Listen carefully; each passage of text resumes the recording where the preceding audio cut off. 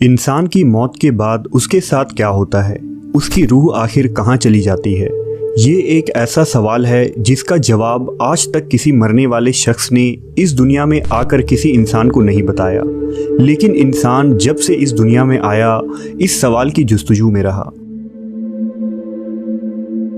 दरअसल जब इंसान इस फानी दुनिया को छोड़कर जाता है तो उस इंसान की रूह उसके जिस्म और इस दुनिया को छोड़कर एक ऐसे मकाम की तरफ सफ़र करती है जिसे आलम बरज़ख कहा जाता है। लफ्ज़ बरज़ख दो चीज़ों के दरमियाने फासले या पर्दा को कहा जाता है। इस आलम को आलम बरज़ख इसलिए कहते हैं क्योंकि इसका आगाज़ मौत और रूह कब्ज़ होने से लेकर क़यामत कायम होने तक बाकी रहता है। इसे आलम क़ब्र या आलम मिसाल भी कहा जाता है।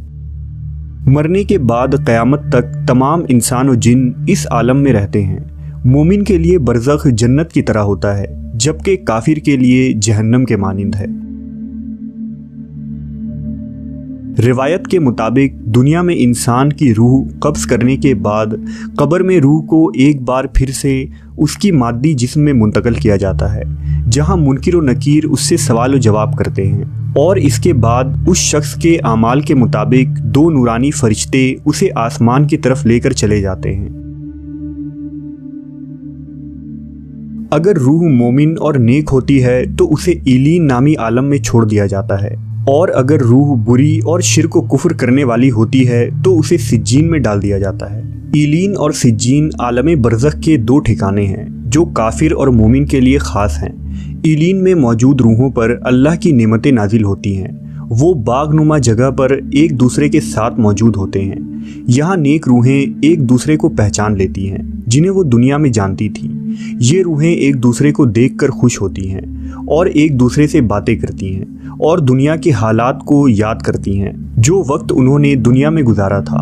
ये रूहें यहाँ नई आने वाली रूहों से अपने प्यारों की खबर भी लेती रहती हैं कि मेरा फुला रिश्तेदार किस हाल में है। अगर नई आने वाली रूहें उन्हें ये बताती हैं कि तुम्हारा फुला रिश्तेदार तो मर चुका है मगर वो यहाँ नहीं पहुँचा, तो ये बरज़खी रूहें समझ जाती हैं कि उन्हें सिज्जीन में डाल दिया गया होगा। नेक रूहें अपने रिश्तेदारों का इंतज़ार ईलीन में ऐसे ही करती हैं जैसे कोई घर से दूर अपने घर वालों से मिलने का इंतज़ार करता है। बरज़ख में नेक लोगों के अलावा अंबिया कराम, सहाबा कराम, शुहदा और सालिहीन की रूहें भी एक मकाम पर साथ रहती हैं। रिवायत में आता है कि नेक रूहें अपने करीबी रिश्तेदारों से मुलाकात करेंगी, जैसा कि नबी पाक सल्लल्लाहु अलैहि वसल्लम ने हज़रत फ़ातिमा से फरमाया था कि मेरे वसाल के बाद सबसे पहले तुम ही मुझसे मिलोगी। और बिल्कुल ऐसा ही हुआ।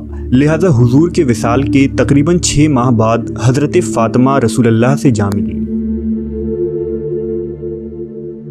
वो शुहदा जो दुनिया में अल्लाह की राह में शहीद हुए, उनकी रूहें कहाँ रहती हैं, इसके मुतालिक सही मुस्लिम की एक मशहूर रिवायत है जिसमें रसूलुल्लाह सल्लल्लाहु अलैहि वसल्लम ने अल्लाह के रास्ते में कत्ल किए जाने वालों के मुतालिक फरमाया, उनकी रूहें सब्ज़ परिंदों के शिकम में होती हैं। उनके लिए ऐसी कंदीलें हैं जो अर्श के साथ लटकी हुई हैं, और वो रूहें जन्नत में फिरती रहती हैं, जहाँ चाहें वहाँ जाती हैं और जो चाहे वो खाती हैं और फिर उन कंदीलों की तरफ लौट आती हैं।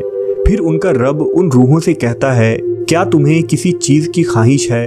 वो जवाब देते हैं, हम और क्या ख्वाहिश करें, हम जन्नत में जहाँ चाहे वहाँ घूमते और जो चाहे वो खाते पीते हैं। दुनिया में नींद और ख्वाब आलम बरज़ख का ही एक नमूना है। कभी कभी इंसान को ऐसा ख्वाब आता है जिससे बर्राह रास्त रूह मुतासिर होती है, और इस ख्वाब की तासीर इंसान की बदन पर भी होती है जिसे वो साफ महसूस करता है। बाज़ दफ़ा तो ख्वाब देखने वाला इंसान ख्वाब में ही खड़ा हो जाता है और चलता फिरता, धक्के देता और बातें करता है, हालांकि वो नींद में होता है, क्योंकि उस शख्स का बदन ख्वाब की दुनिया से जुड़ा होता है और वो हर बात महसूस करने लगता है। बिल्कुल इसी तरह बरज़ख में जब इंसानी रूह जज़ा या सज़ा पाती है तो इसका असर कब्र में मौजूद जिस्म पर भी होता है। जैसा कि सही मुस्लिम की एक रिवायत है कि हज़रत ज़ैद बिन साबित फरमाते हैं कि नबी सल्लल्लाहु अलैहि वसल्लम बनु नज्जार के बाग में अपने खच्चर पर सवार थे और हम हुजूर के साथ थे कि अचानक आपका खच्चर बिदक गया, करीब था कि वो आपको गिरा देता। नागाह वहाँ 5-6 कब्रें थीं। हुजूर ने फरमाया कि इन कब्रों को कोई पहचानता है? एक शख्स ने अर्ज किया कि मैं जानता हूँ। हुजूर ने फरमाया इन्हें कब दफनाया गया? उसने कहा ज़माना शिर्क में। तब हुजूर ने फरमाया कि इन लोगों को अपनी कब्रों में अजाब दिया जा रहा है। अगर ये खतरा ना होता कि तुम अपने मुर्दों को दफन ही करना छोड़ दोगे तो मैं अल्लाह से दुआ करता कि इस अजाब से कुछ तुम्हें भी सुना दे जो मैं सुन रहा हूँ। इब्न फारिस कतबी अपनी तारीख़ फारिस में एक रिवायत बयान करते हैं कि 590 हिजरी में बगदाद के एक मकाम तिल अहमर के पास एक मुर्दा बोसीदा हालत में पाया गया जिसकी सिर्फ हड्डियां बाकी रही थी। उसकी कैफियत ये थी कि ऐसा मालूम होता था कि उसके दोनों हाथों और दोनों पाँव में लोहे की मेखें ठोकी गई हों। मेखों के निशानात उसके पेट और पेशानी पर भी था और बड़ी खौफनाक हालत में वो मुर्दा अपने कब्र में पड़ा था। पानी के बहाव ने तिल अहमर की ज़मीन को खोल दिया था और वो मुर्दा बाहर आ गया था, जिससे सबको इबरत हासिल हुई। बाज़ गुमराह अक़वाम और मज़ाहिब का ये अक़ीदा है कि मरने के बाद इंसानी रूहें अपने आमाल के मुताबिक जानवर या हैवानात की शक्ल इख्तियार कर लेती है। ये रूहें दुनिया में ही चक्कर काटती रहती हैं और कभी कभी रूहें जिस्म में वापस भी आ जाती हैं। ये वही बातिल अक़ीदा है जिसे हिंदुस्तान में हिंदू मत के लोग मानते हैं। ये एक गुमराह कुन और बातिल नज़रिया है। अंबिया किराम की तालीमात हमें ये बताती हैं कि रूह जिस्म से एक मरतबा खारिज हो जाने के बाद किसी सूरत भी जिस्म में लौटाई नहीं जाती, बल्कि उन पर बरज़ख में अज़ाब व सवाब होता है जो जिस्म और रूह दोनों पर है, ख्वा वो इकट्ठे हों या अलहदा अलहदा। बेशक मौत एक हकीकत है। दुनिया से बरज़ख और बरज़ख से हशर तक का सफ़र हर ज़ीरूह को करना है और इस सफ़र का ज़ादे राह वो आमाल है जो हम इस दुनिया में करेंगे।